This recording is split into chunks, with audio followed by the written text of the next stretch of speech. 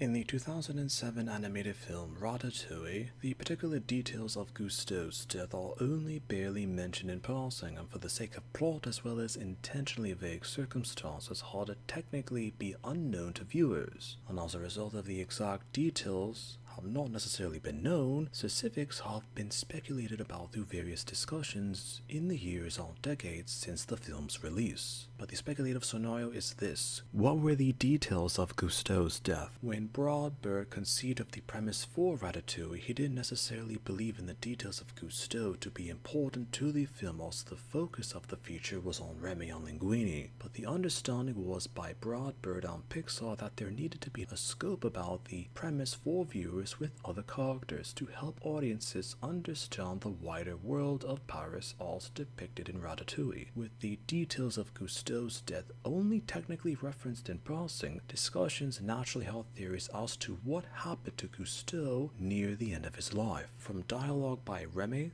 Linguini, Skinner, Colette, Anton, and even Gusteau himself had it that Auguste Gusteau desired to be a chef but lacked the details to do so. He tried to become a chef in his own right, but due to his extraordinarily bad cooking skills, nothing came of it. He did, however, have optimism in himself and others, which was why he was known as a trusting man and a good person. This kindness or appeal to other people was how, through unknown circumstances, he met and befriended an unnamed rat who had an uncanny talent to cook, at which, through the same method as later depicted by Remy and Linguini, and as a result, Gusteau and this rat friend of his became a revolutionary chefing pair in Paris. Gusteau later opened a restaurant which bore his name, and at first the eatery did phenomenally well, eventually becoming one of the most respected within all of Paris or even all of France. Gusteau trusted people as mentioned, but perhaps a little bit too much, as soon his restaurant became more commercialized, and it eventually became that of a brand. Assumptions had it that this was the time when Skinner was hired by Gusteau as an assistant and later advisor to the restaurant's brand. Over time, Skinner would slowly expand his influence within Gusteau's restaurant. While the sales for Gusteau's restaurant were good, Gusteau still believed that this wasn't what a chef necessarily was supposed to be, as all of it was a clear charade. He knew that, especially due to his rat friend doing nearly all of the major work behind the scenes, cooking and devising recipes at the restaurant. To partly put his guilty conscience at ease, he made a series of cookbooks promoting the notion or theory that anyone can be a chef. Once again, the rat friend of Gusteau was involved, technically ghostwriting the said books,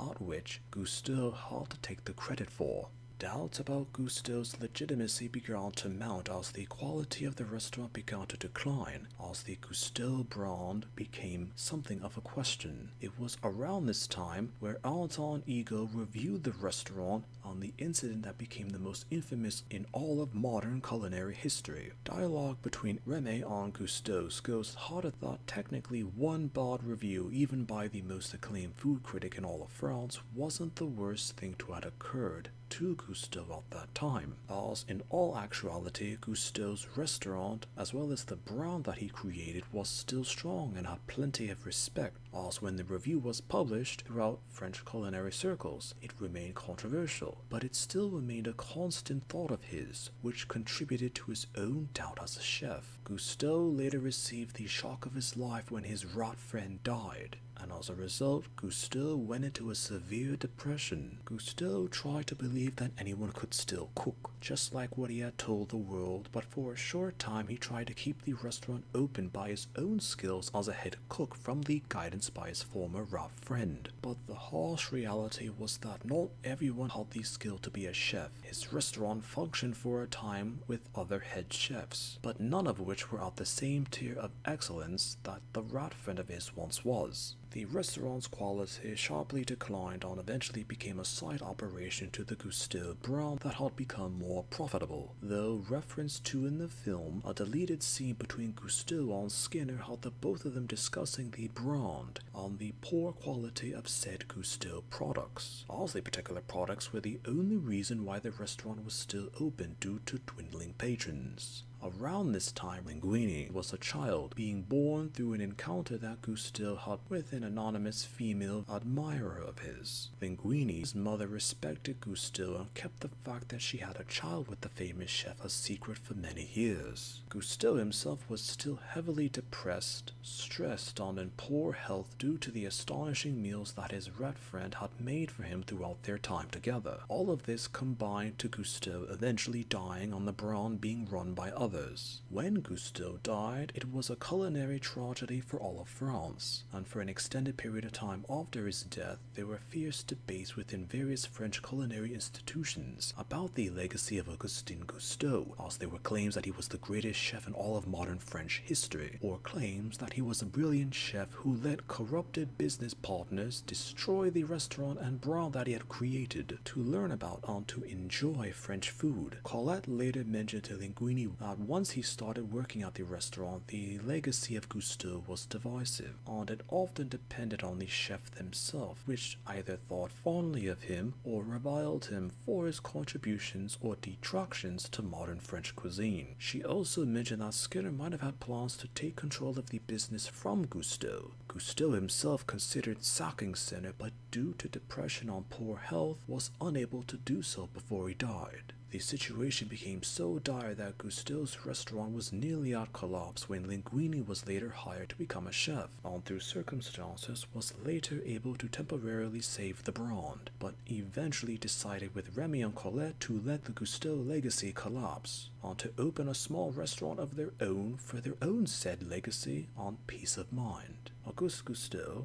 died of mental stress of being associated with a business brand that he no longer believed in, poor physical health due to the unintentional food his rat friend regularly prepared for him, and the death of the rat that helped him throughout his culinary life.